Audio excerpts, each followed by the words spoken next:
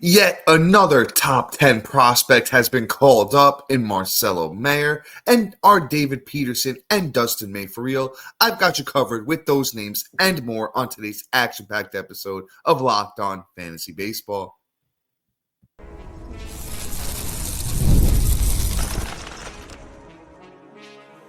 You are Locked On Fantasy Baseball, your daily fantasy baseball podcast. Part of the Locked On Podcast Network, your team every day.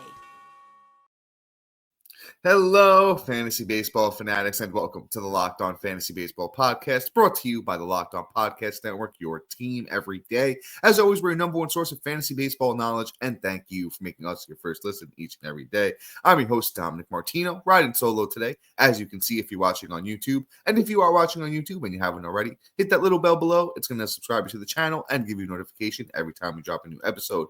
Or if you're listening on the audio side of things on a platform like Apple or Spotify that allows 5-star ratings and reviews, we would truly appreciate it if you could do that for us as well. And lastly, but what's going to give you that competitive edge over your league mates in your fantasy league, joining Matt and I on the Insider's Track. If you join us on the Insider's Track, you can get exclusive access to Matt and I, and you can get exclusive text messaging alerts going right to your phone, offering so much more than we offer in these 30-minute episodes. So if you're interested in joining us on the Insider Track, the link is in the bio if you're ever listening, watching, and it's available on any of our social media platforms. And all right, guys, we're jumping right into it today. Another top prospect has been called up. It's Marcelo Mayer, shortstop of those Boston Red Sox. And man, it's been crazy. The last few weeks, we had Jordan Lawler, top 10 prospect, called up not too long ago. Before that, we had Nick Kurtz, who has been heating up of late, who was called up. There's just been so many of these prospects that have called up. A lot of them are performing. And listen, Marcelo Mayer is a guy that we need to go out there and add.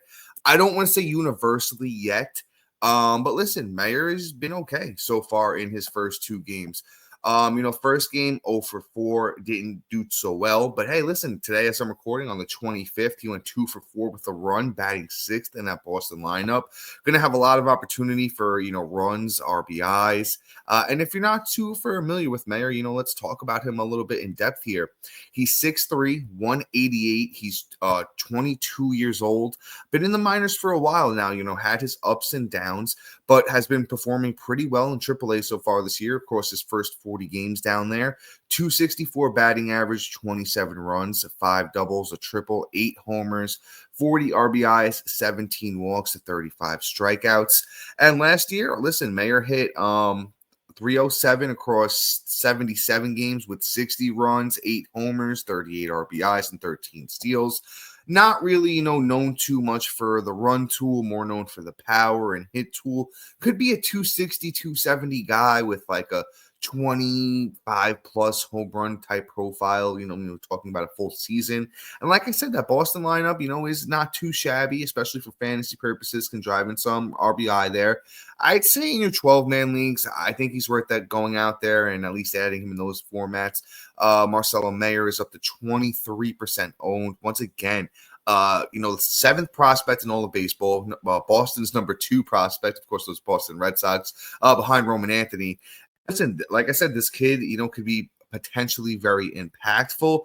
I think we pick him up now and, we see where the thing goes with the kid. And like I said, it could be pretty useful in those 12-man leagues and deeper, especially in those AL onlys or middle infield purposes. I know on Yahoo, he has that shortstop eligibility. They might be moving him around. That's the thing there with Boston. They're going to move some of these guys around. And I think it's going to be interesting. So like I said, Marcelo Mayer, go out there and pick him up now, 12-man or deeper. Let's move on to another, former top-end prospect, Matt Shaw of the Chicago, I almost said White Sox, of the Chicago Cubs. Shaw's been pretty good since he's been called back up. Listen, he started the year with the team, or no, I don't know if he started the year, but he came up pretty early if he didn't start the year with the team. Was performing very mediocrely, subpar, wasn't getting it done. But listen, since getting the call, May 19th, 3 multi-hit games, including his first 2 games from multi-hit games. He has 2 steals, he has 3 runs, 2 RBIs, and that's across 6 games so far. And listen, as recent as May 24th, went 3 for 4. It's been 8th and 9th. But listen, when you're sitting 9th, you see the 3 runs, you see a couple RBIs, you see the steals. Shaw has an interesting profile because he's got speed, he's got some pop. This Cubs lineup has been really, really good so far, for fantasy. Shaw, number one prospect for the Cubs, and like I said, he has a good profile. He's going to be very interesting when it comes to fantasy. I think he's a guy that can hit 275, 280 once he gets the hang of things, have a 25 homer type profile. I don't think the RBIs are going to be great in that, even though the Cubs line is pretty good. Hitting ninth is going to be tough, not a lot of turnaround. But I do think the runs are going to be pretty good. He could steal some bags. Last year he stole 31 bases in 121 games in the minors. So you're talking about a 2020 type profile with a pretty strong batting average here, Matt Shaw. He has second, third, and shortstop eligibility on Yahoo, which is awesome. I'd say any league, honestly, he should probably be more owned than Mayer. A little bit more proven. He's been up in the bigs. Got his licks. Took some tough ones. And hey, listen, he's back up. He's performing. Got the batting average back up to 231 already. Stole his first two bags. Like I mentioned earlier, since being called back up. He's going to be interesting. He's going to be shifty. I like him. I love the versatility, like I said, with the position eligibility on Yahoo, second, third, and short. So Matt Shaw, Chicago Cubs. Go out there, snag him. Should be I don't even know if I said his ownership percentage. Let's get him back up real quick. Shaw is up to 50% owned on Yahoo, and that's 31% up over the weekend. So anywhere that he's still out there, like I said, could be very interesting for fantasy purposes, and especially in that Cubs lineup. So go out there and pick him up. Let's move on to this next guy, Brett Baty, former top prospect, not so much anymore. Baty been playing. He's been getting the time out there.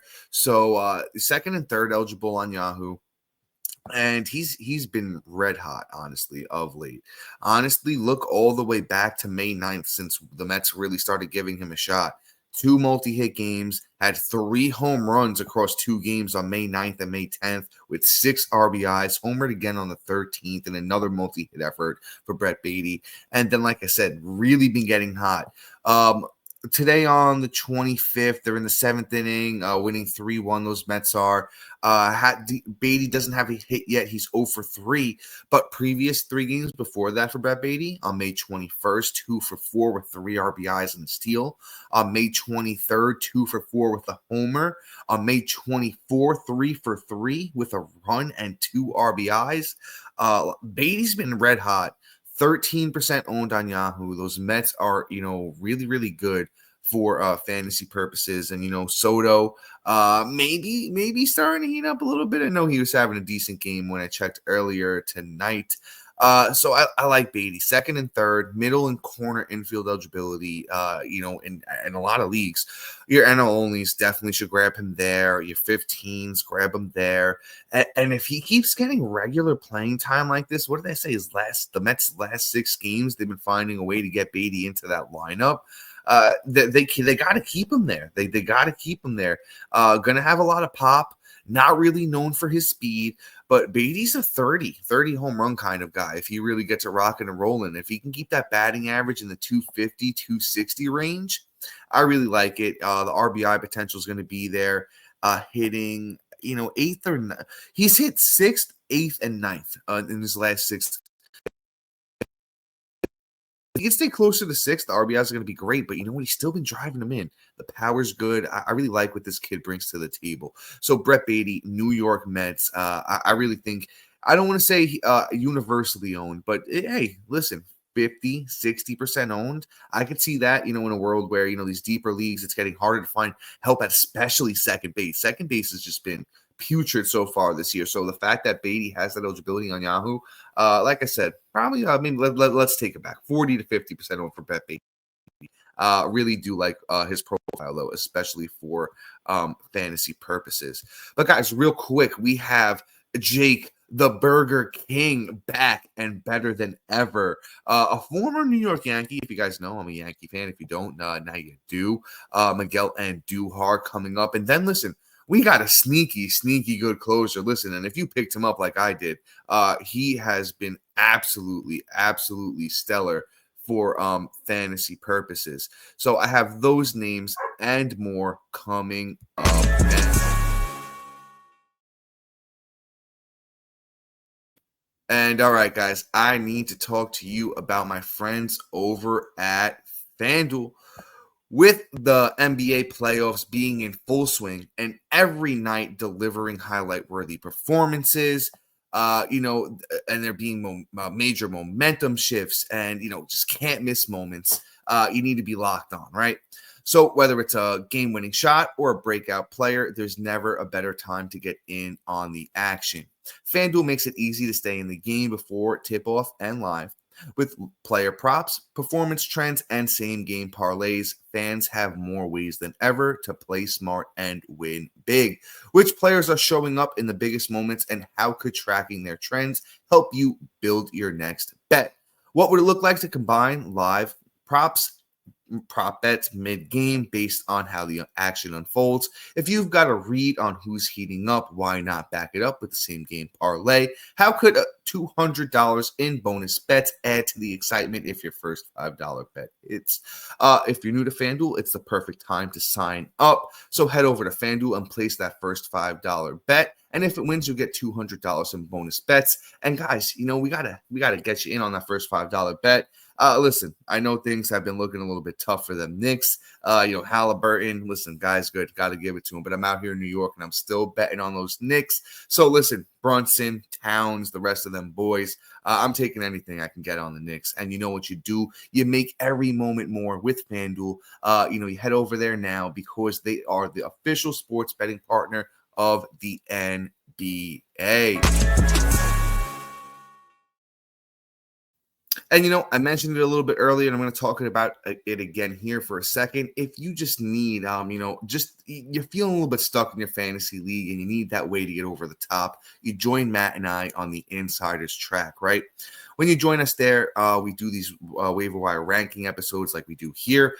We actually rank them for you. We rank them 1 to 10, tell you how you should prioritize them, pick them up. You could ask us questions about them, show us who's available in your league, and we'll tell you who you should pick up. And not only that, when these top prospects are getting called up like Mayer, and we have Roman Anthony and Painter and McAble possibly coming back up, and you want to be able to pick those guys up before everyone in your league, join us on the Insider Track, and you're going to be able to do that because we're going to give you those text messaging alerts right when they get called up, faster than anyone in the industry. So if you are interested in joining us on the Insider Track, the link is in the bio or wherever you're listening or watching, and it's available on any of our social media platforms.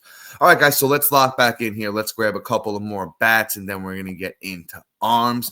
I talked about him, the Burger King. He is hot, man, and he has been, back up with those Texas Rangers. Another dude, listen, baseball's tough. Listen, if you hit 3 out of 10, you're one of the best in the leagues. One of the best in the league. If you hit 2 out of 10, you're one of the worst. It is crazy how much of a difference things are in baseball. But even as I record here on May 25th, Jake Berger, 2 for 4 with a bomb, 2 RBIs and 2 runs.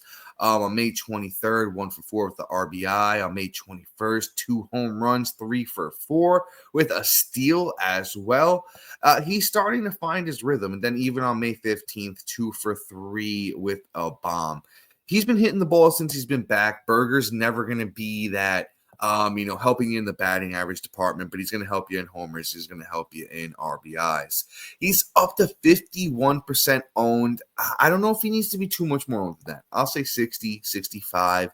So first and third eligible on Yahoo. If you need help in power, corner infield, I'd give Berger a look.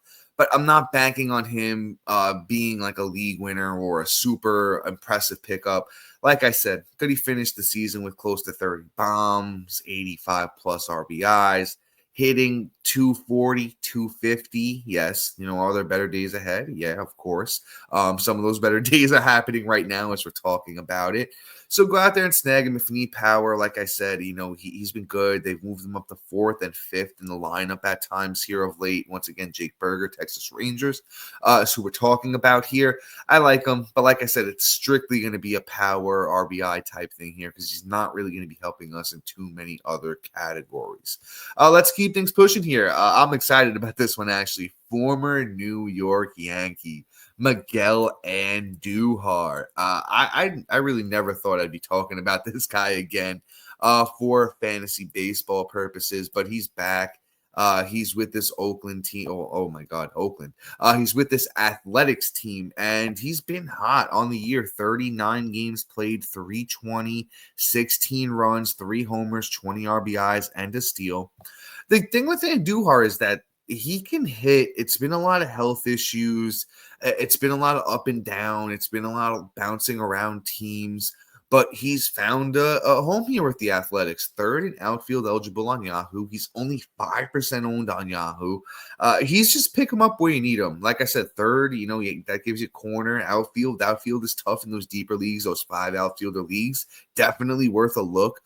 Been hitting 4th, 5th, and 6th here of late in this Athletics lineup. And hey, like I said, this Athletics team isn't really horrible. They got Butler, they got Rooker, they got Langoliers, they got Soderstrom. But hitting in a great spot in this lineup is going to be really awesome for fantasy purposes. Do I expect this to hold up forever for Andujar? No, but is he a guy that could hit 275? Little bit of power, steal a bag here or there.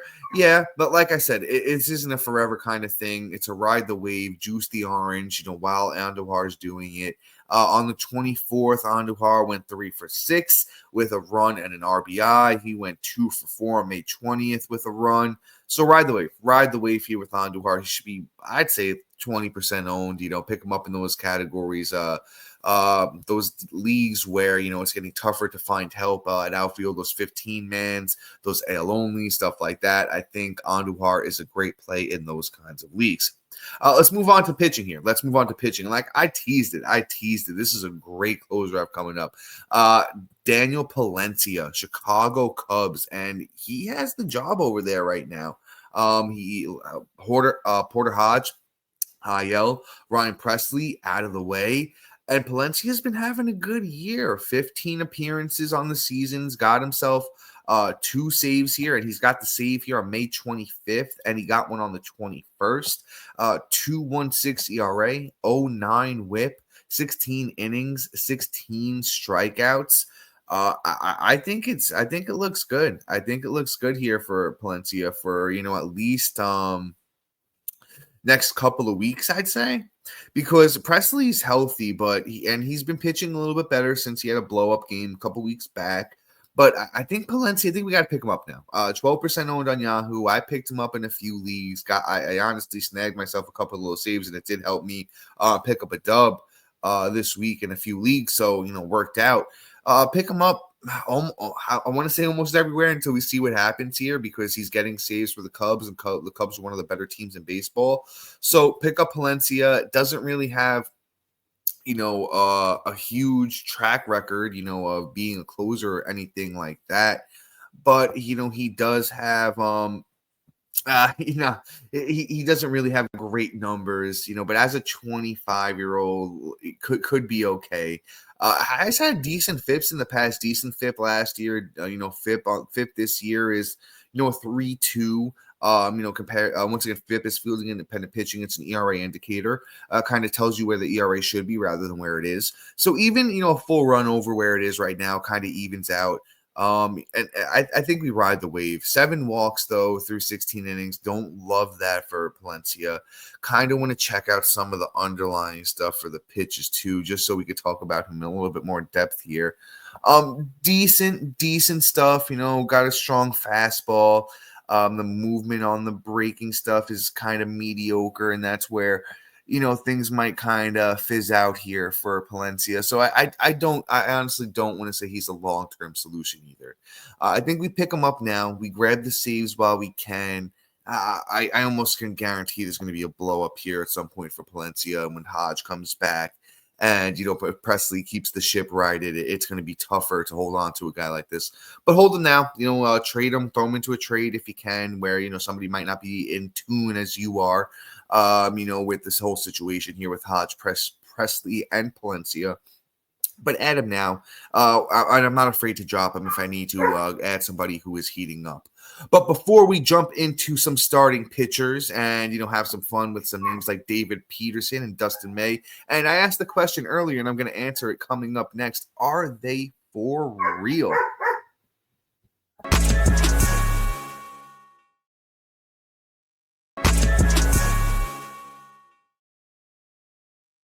And all right, guys, let's talk about it. Let's talk about Mr. David Peterson. Listen, the guy's been really good. And in his last start, honestly, he was stellar against those Dodgers. Really had it going. 7.2 innings. Only so yeah, David Peterson, 7.2 innings against the Dodgers in that last one. 7 strikeouts, got the win. Only gave up a run and 0.91 whip in that start. He was stellar. And then even before that, in Yankee Stadium, 6 strong innings, only gave up a run, 4 strikeouts, and had a 1.17 whip. And once again, let me correct myself. In that Dodger start on the 24th, gave up a couple runs, not one. So he's been really good. And even before that, gave up a couple runs and 6 innings against the Pirates, a couple runs, 6 innings against the Diamondbacks. So in his last 4 starts, at least 6 innings, and then his latest start, 7.2. And his next start, Rockies at home. Add him everywhere. I'm saying that right now, David Peterson. Add him everywhere for this next start. 43% owned on Yahoo. Pitching for those Mets. Going to get you some wins. Numbers on the year, too. Not including this Dodgers start. Let's see. Maybe I can. Let's see. Can I be sneaky about this and get those numbers, including today's start? I think I can if you bear with me here for a second, folks. Got a little sneaky way to grab those stats for Mr. David Peterson. Including today's starts, a 2.79 ERA and a 1.28 WHIP. Okay, so the actual start was yesterday. Yeah, so the ERA and WHIP are accurate. 2.79, 1.28, 58 innings, 54 strikeouts. And Peterson's been good. He's good when he's healthy, has trouble with the control at times. But when he's rocking and rolling like this and he has a great start coming up in his next one, I'm not afraid to go out there and say, add David Peterson everywhere. The Rockies don't really have much. It's really just Tovar. Goodman's slowed down a lot. And who does he get after that? 1, 2, 3, 4. So the Dodgers again after Colorado. So let's see. He handled them well in his last one. Might be able to do it again, but definitely add David Peterson for at least his next start against the Rockies at home on May 30th. Let's move on to this next one. Young kid. I don't remember if we really talked about this guy on this podcast too much, but Noah Cameron. Of those Kansas City Royals, he's been stellar. He's been stellar through his first 3 starts here in the bigs. On April 30th, got the start, 6.1 innings, win against Tampa, 3 strikeouts, no earned runs, 0.95 WHIP. 6.1 innings against the Cardinals on the 17th, 3 strikeouts, 1 earned run, 0.32 WHIP. And then on the 23rd of May, in his latest start, 6.2 innings, racked up the strikeouts in that one, 8 strikeouts, 1 earned run, 0.75 WHIP in that one. Gets his next start, a test here against Cincinnati on May 28th. I like it, man. 26% owned for the young Noah Cameron here. I'll just go out and say this. He's not somebody I'm super familiar with. Hasn't been somebody that's super, been on my radar. But I really like the results so far. You can't argue with the stellar results so far. We're gonna deep dive him a little bit together here and kind of just see if he's really I think he's worthy of at least to pick a speculative one to add him into this next start. Once again, Noah Cameron, starting pitcher, Kansas City Royals, is who we're talking about here. In this next start, May 28th against Cincinnati, just to see what he can do. It's at home. It's not in Cincinnati, which is a very small park. He can manage at home in Kansas City. Big lefty, 6'3", 220. Let's take a look at the minor league profile and see if he's been very successful down there in the minors. Because, as I mentioned, not going to lie to you guys, not super familiar with, Noah Cameron. Know a little bit about him. Know that, he does have, a lot of upside, but has been pretty good down in the minors too. Not spectacular, but good enough to at least say, hey, let's add this kid, let's throw him on our team and, see what he can do in his next start here. Because if this next Cincinnati start is any good for Noah Cameron, man, he's going to jump up from being in the mid 20% owned to 50, because we're getting to the point of the year where it's just getting harder and harder to find useful Yeah, and in the minors, Cameron's been pretty successful too, as I was talking about. In 2024 in the minors, 128 innings, a 3.08 ERA over that time. Even this year, through his 7 starts in AAA, 32 innings, 3.31 ERA. He had 38 strikeouts, a 1.13 WHIP. Really looks like it's been the control that's been the problem. Gives up a lot of hits, gives up some homers. Not a crazy walk issue. Does give up. I'd like to see him cut down, but it's not really a huge walk issue. So if he's keeping these guys off base, has the upside to be a big strikeout guy. Like I said, not really, too much more to say than add Noah Cameron now, because this could be a kid who takes off in his next start. Let's see who he gets after Cincinnati, because like I mentioned a few times, get Cincinnati on the 28th. Once again, it's in Kansas City, not in Great American Small Park, in Cincinnati. Then it's 1, 2, 3, and then it looks like St. Louis, which is not a hard one to handle either. So I like it here with Noah Cameron. Let's go out and add him. This next guy too has a lot of upside. Dustin May has shown it off before.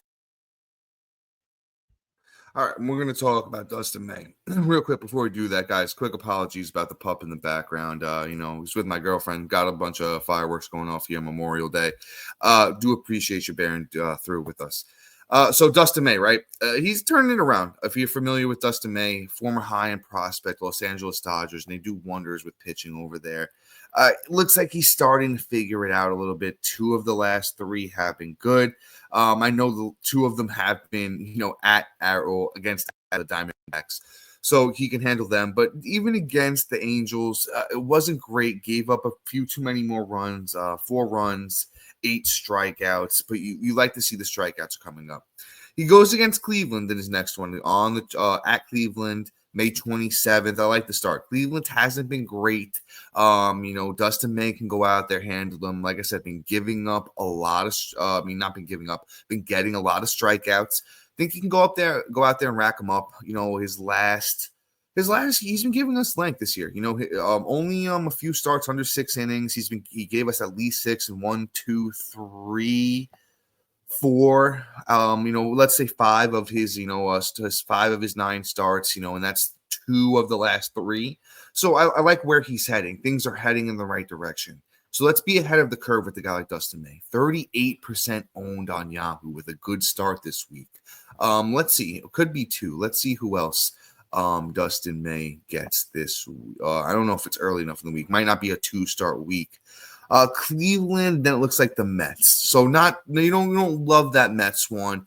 But if he does good against Cleveland, man, I'm going to rock with him. I'm going to rock and roll here with Dustin May because, like I said, a lot of upside, prospect pedigree. The Dodgers do good stuff with pitching. Strikeouts have been coming up. It's been giving us length. A lot of reasons to like Dustin May. So I'm going to go out there. I'm going to snag him while we still can. 38% owned for a kid, on the upswing on one of the best teams in baseball. I'm buying in.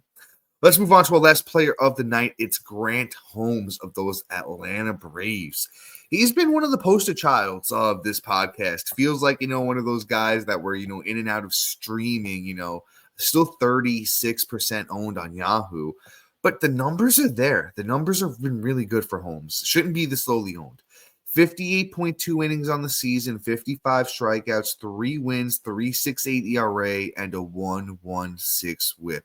Another pitcher who's been on the upswing. May 12th against the Nationals, Grant Holmes, 1 earned run, 0.79 WHIP, 6.1 innings, 4 strikeouts. May 17th against Boston for Holmes, couple earned runs, 6 innings, 5 strikeouts, 1.17 WHIP. In his last start against the Padres, who, listen, like we always say, Tatis been playing like a star. Team's been good. 7 innings, 6 strikeouts, 1 earned run, clean 1 WHIP, and got the win. I like what Grant Holmes has been doing. He should be way closer to universally owned. I'd say 70, 80% owned at lowest for Grant Holmes because of how good he's been of late and just the upside of pitching for, a team like the Braves, who he's going to win some games for. Looks like his next start is with the Red Sox. They got some bats, but I think a guy like Grant Holmes can handle it. Like I said, he's been good of late. but another guy giving us length, 6 innings plus in all of his last 3 starts, around that K per 9, limiting the runs. Not a whip superstar, so a whip is a little bit questionable at times, but I like what Grant Holmes brings to the table. So let's add Grant Holmes. But guys, that's all for today. Please be sure to like, subscribe, comment, rate, and review. And shout out to our everydayers and new listeners for making Locked On Fantasy Baseball your first listen each and every day. And after that, go check out our boy Sully over at Locked On MLB, make him your second listen each and every day. But guys, until next time, see ya.